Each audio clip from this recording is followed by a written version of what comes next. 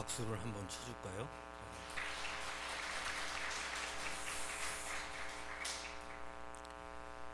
이사야 56장에서 66장은 포로지 바벨론에서 예루살렘으로 돌아온 이스라엘의 모습을 보여주고 있는 부분입니다. 우리가 잘 알고 있듯이 이스라엘은 바벨론 왕 고레스 칙령에 의해서 포로지 바벨론에서 본토로 귀환하게 되었고, 예루살렘의 회복과 성전을 재건하는 일에 일하기 시작하게 됩니다. 하지만 예루살렘 성전을 재건하는 일은 그리 쉬운 일이 아니었습니다. 주변에 심한 방해가 있었고 경제적인 어려움 또한 만만치 않았습니다.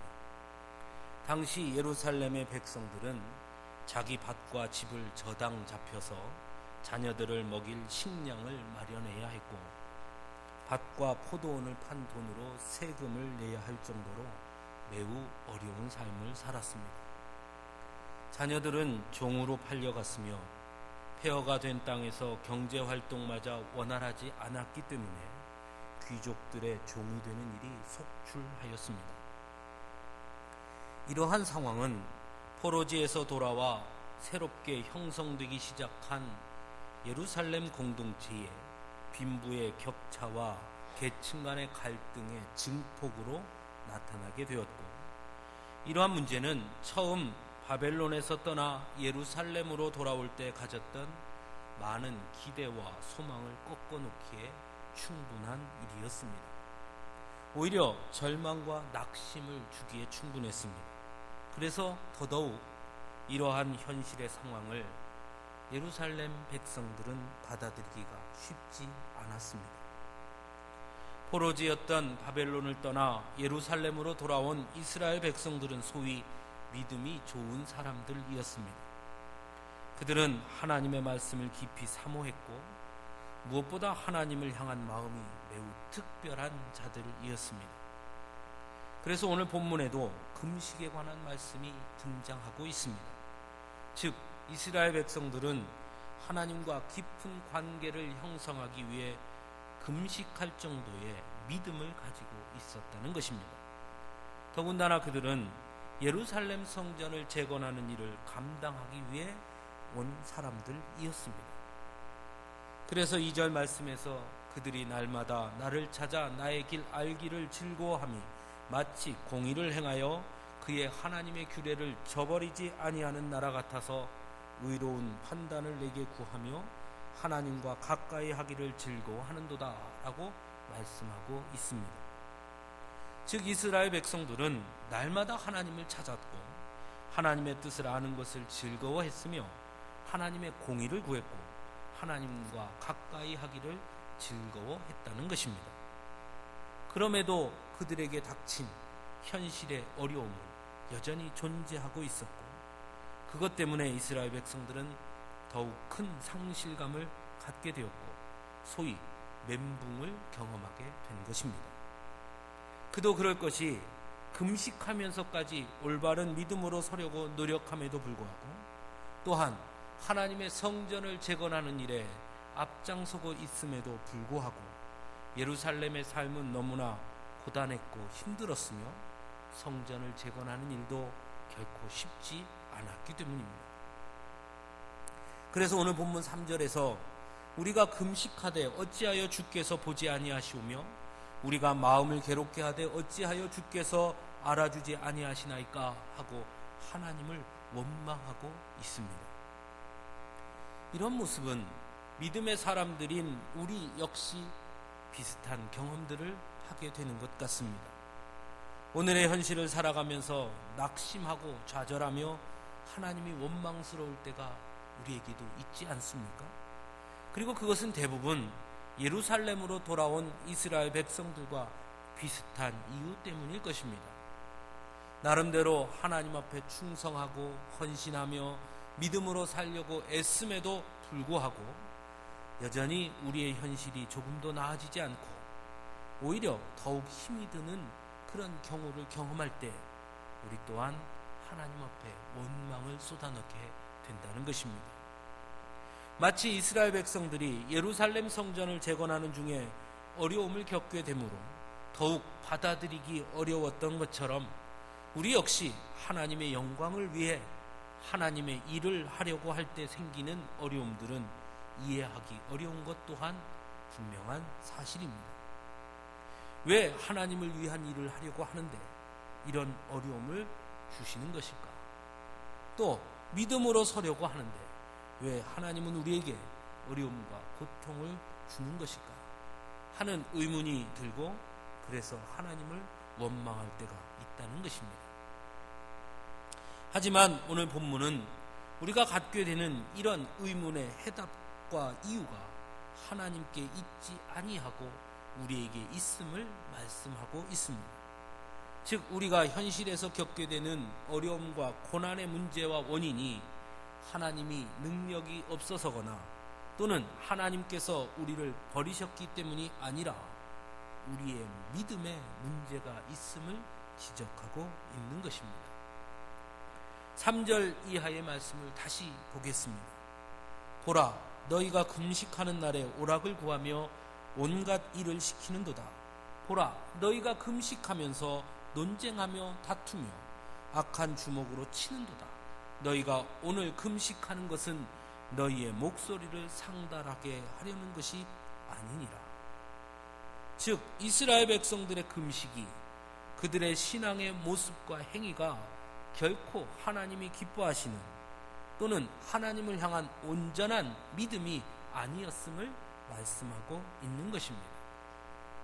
분명 나름대로 금식을 하는 것처럼 대단한 믿음처럼 보이지만 겉으로는 믿음의 행위를 하고 있지만 결코 하나님께서 기뻐하시는 금식도 결코 하나님께서 기뻐하시는 믿음도 아님을 말씀하고 있는 것입니다. 하나님의 성전을 재건한다고 하지만 그래서 하나님을 위한 일이라고 생각하고 열심을 내지만 실상은 자신의 이름을 내려고 하는 마음이 있고 하나님의 뜻과 생각이 아닌 자신의 생각을 강요하며 하나님의 일을 빌미로 다른 이들을 억압하고 탄압하며 자신의 이익을 구하려는 모습이 그들 안에 있음을 하나님은 말씀하고 있는 것입니다. 그래서 5절에서 매우 분명하게 하나님은 이것이 어찌 내가 기뻐하는 금식이 되겠으며 이것이 어찌 사람이 자기의 마음을 괴롭게 하는 날이 되겠느냐.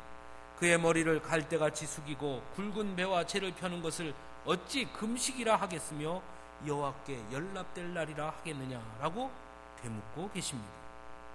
즉 하나님께서 보시는 것은 겉으로 드러나는 믿음의 행위가 아님을 분명하게 말씀하고 있는 것입니다. 오히려 6절 이하에서 말씀하듯이 하나님께서 기뻐하시는 것은 오히려 삶 속에서 하나님을 드러내는 것임을 말씀합니다. 즉 삶에서 나타나는 믿음을 하나님은 기뻐하신다는 것입니다. 그 내용은 철저하게 이웃을 향한 사랑과 이웃을 위한 손해를 감당하는 것임을 본문 6절 이하에서 보여주고 있습니다. 즉 경제적 불평등 속에서도 여전히 이웃을 위한 배려와 사랑을 가져야 하고 그것을 위해 내 것을 아낌없이 나누어 주는 행동이 있어야 하는 것임을 말씀하고 있는 것입니다. 오늘날 우리의 신앙의 모습에도 바로 이 부분에 문제가 있는 것은 아닌지 생각해 보게 됩니다. 우리 역시 하나님께 드리는 예배는 최선을 다하고 하나님을 위한 헌신에는 열심을 내지만 우리에게 부족한 것 역시 우리 이웃을 향한 사랑과 배려가 부족하고 남을 위해 나의 것을 나누어 줌이 부족하며 이웃을 위해 손해보기를 꺼려하고 있지는 않느냐 하는 것입니다. 이러한 우리의 삶의 모습이 있는 한 하나님은 우리가 아무리 겉으로 보여지는 예배와 헌신이 있다 할지라도 기뻐하지 않으신다고 말씀하고 있는 것입니다. 그리고 그런 믿음은 아무런 능력을 나타낼 수 없다 말씀합니다. 오히려 하나님께서 기뻐하시는 것은 모양이 아니며 직접적인 행동이 있어야 함을 분명하게 말씀하고 있습니다. 오늘 우리의 삶에서 하나님의 간섭하심과 능력을 경험하지 못하는 것은 결국 우리의 믿음이 실천과는 무관한 형식적인 모습에 빠져 있지는 않은지 돌아봐야 한다는 것입니다. 거기에 문제가 있을 수 있다는 것입니다. 예수님 역시 마태복음 5장 13절에서 20절 말씀을 통해 너희는 세상의 빛이다. 사람이 등불을 켜서 말 아래 두지 아니하고 등경 위에 두나니 이러므로 집안 모든 사람에게 비치느니라. 이같이 너희 빛이 사람 앞에 비치게 하여 그들로 너희 착한 행실을 보고 하늘에 계신 너희 아버지께 영광을 돌리게 하라 말씀하셨습니다. 빛은 나를 태워 다른 이에게 밝음을 주는 것입니다. 또한 분명하게 예수님은 너희가 빛인데 그 빛을 사람 앞에 비치라 말씀하셨습니다. 그리고 그것으로 아버지께 영광을 돌리게 하라 말씀하셨습니다. 하지만 오늘날 우리들은 다른 이에게 밝음을 주는 것이 아니라 나를 위한 밝음을 추구하며 사람 앞에 비추지 아니하면서도 하나님께 영광을 돌리겠노라 말하고 있지는 않느냐는 것입니다. 즉 예수님의 말씀과 전혀 다른 모습이 우리 안에 있다는 것입니다. 하나님은 오늘 본문에서 그런 우리들의 믿음을 결코 기뻐하지 아니하신다 말씀하고 있는 것입니다. 하지만 오늘 본문에서 하나님께서는 또한 분명하게 하나님이 기뻐하시는 믿음, 즉 삶에서 이웃들과의 관계 속에서 믿음이 단지 형식이 아닌 굳어버린 신앙이 아닌 실천과 사랑의 행동, 사랑을 위한 손해봄을 동반하는 살아있는 믿음이 될 때 주실 놀라운 축복이 있음을 8절 이하에 말씀하고 있습니다. 그 축복은 영광의 삶이요 하나님의 응답과 하나님의 간섭하심이 나타나는 삶이 될 것임을 말씀하고 있습니다.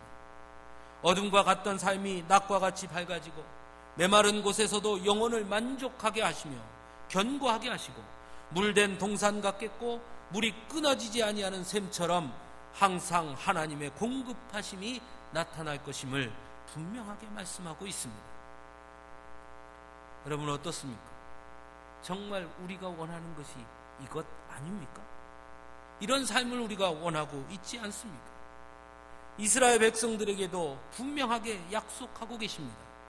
하나님께서 황폐된 예루살렘 성을 친히 다시 세울 것이고 파괴된 기초를 쌓을 것이고 너를 일컬어 무너진 데를 보수하는 자라 할 것이며 길을 수축하여 거할 곳이 되게 하는 자라 하리라. 이스라엘 백성들에게도 분명히 말씀합니다. 즉 이스라엘 백성들이 지금 처해 있는 문제를 하나님께서 친히 해결해 주시며 이스라엘 백성들을 존귀한 자로 세워주실 것을 말씀하고 있는 것입니다. 사랑하는 성도 여러분, 우리는 오늘 삶 속에서 많은 어려움을 경험합니다. 그래서 더욱 하나님의 간섭하심과 역사하심을 구합니다. 하나님의 축복을 갈망합니다. 조금 전에 나누은 것처럼 그런 축복의 삶이 우리 안에 있기를 원합니다. 하지만 그에 앞서 우리의 믿음을 돌아보아야 하는 것입니다. 왜 우리의 삶에 하나님께서 약속하신 그 축복이 나타나지 않는지를 깊이 생각해 봐야 하는 것입니다. 저는 둘 중에 하나라고 생각합니다. 첫째는 하나님의 약속이 거짓이든지 아니면 오늘 본문의 말씀처럼 하나님 앞에 내어놓는 우리의 믿음이 하나님이 기뻐하시지 않는 형식적이고 외식적인 믿음이든지 둘 중에 하나일 것입니다. 저는 우리 하나님은 거짓이 없으시고 실현치 아니하시는 분이시며 약속하시는 대로 이루시는 분이시라고 확신하며 그렇게 믿습니다. 그러므로 하나님의 축복이 우리의 삶에 나타나지 않는 것은 하나님의 약속이 거짓이어서가 아니라 우리의 믿음의 모습에 문제가 있기 때문이라고 생각합니다. 예수님은 우리에게 분명하게 먼저 그의 나라와 그의 의를 구하라 말씀하셨습니다. 그리하면 모든 것을 더하시리라 말씀하셨습니다. 하지만 언제부턴가 우리의 믿음이 모든 것을 더하시리라는 말씀에만 집중하고 있지는 않은지 생각해 보게 됩니다. 먼저 그의 나라와 그의 의를 구하는 일에 우리는 실패하고 있지 않는가 생각해 봐야 하는 것입니다. 아니면 먼저 그의 나라와 의를 구하는 것이 무엇인지 잘못 이해하고 있는지도 모르겠습니다. 그저 우리들이 만족하는 예배, 우리들이 만족하는 은혜, 우리들이 만족하는 헌신과 사랑에 묻혀서 정말 하나님이 원하시는 예배와 은혜, 헌신과 사랑과는 거리가 먼 모습을 우리가 보이고 있지 않은지 깊이 생각해 봐야 한다는 것입니다. 하나님은 분명 우리에게 축복을 약속하셨습니다. 하지만 그것은 어디까지나 덤입니다. 왜냐하면 우리는 세상의 가장 귀한 축복을 이미 받았기 때문입니다. 죄인이었던 우리가 예수 그리스도의 은혜로 하나님의 자녀가 되었다는 것보다 더 큰 축복이 그 어디에 있겠습니까? 하나님의 자녀가 되었다는 것은 곧 하나님이 우리의 아버지가 되신 것이고, 하나님이 우리의 아버지가 되신다는 것은 곧 우리의 부르짖음을 날마다 들어주신다는 것이고, 언제나 우리에게 집중하고 계시며 언제나 우리를 지켜주시고 동행해 주신다는 것입니다. 그러므로 우리의 생각이 바뀌어야 합니다. 하나님의 자녀가 되었다는 그 축복을 이미 받은 자로 그 이상의 덤을 위해서 살아가는 것이 아니라 내게 세상에 가장 큰 축복을 주신 그 하나님을 위해 살아야 하는 것이고, 그것이 바로 먼저 그의 나라와 의를 구하는 삶이 되어야 하는 것입니다. 그러면 덤을 주시는 것입니다. 그럼에도 여전히 덤을 위한 믿음 생활을 하는 경우가 참 많이 있습니다. 그래서 덤 때문에 시험에 들고 낙심하고 좌절하며 하나님을 원망합니다. 이미 내게 주신 가장 귀한 것이 있음을 보지 못하고 말입니다. 이 얼마나 어리석은 모습이라 할 수 있겠습니까? 우리 여자 성도님들 김치 냉장고 좋아하시죠? 김치 냉장고를 사면 김치통을 덤으로 줍니다. 김치통을 얻기 위해서 김치 냉장고를 사는 사람은 아무도 없습니다. 김치통은 김치 냉장고를 사면 덤으로 주는 것입니다. 김치통을 얻기 위해서 먼저 김치 냉장고를 그래서 사는 것입니다. 즉 덤의 축복을 받기 위해서는 먼저 해야 할 일이 있다는 것입니다. 그것은 김치 냉장고를 사러 가야 하고 김치 냉장고의 값을 지불하고 김치 냉장고를 사는 것입니다. 하나님이 기뻐하시는 행함이 있는 믿음, 이웃을 향한 섬김과 나눔, 남을 위한 희생과 손해보기, 헌신과 배려가 바로 김치 냉장고를 사는 일인 것입니다. 그러면 덤의 축복을 얻습니다. 즉 김치통을 얻게 된다는 것입니다. 그런데 하나님이 주시는 덤은 김치통 정도가 아닙니다. 어떤 경우에는 김치 냉장고보다 더 귀하고 좋은 것을 주시는 것입니다. 그래서 김치 냉장고를 꼭 사야 하는 것입니다. 그래서 감사하는 것입니다. 부자가 되기 위해 예수를 믿는 것이 그래서 아닙니다. 성공하기 위해 기도하는 것 또한 아닙니다. 문제를 해결하기 위해 부르짖는 것 또한 아닙니다.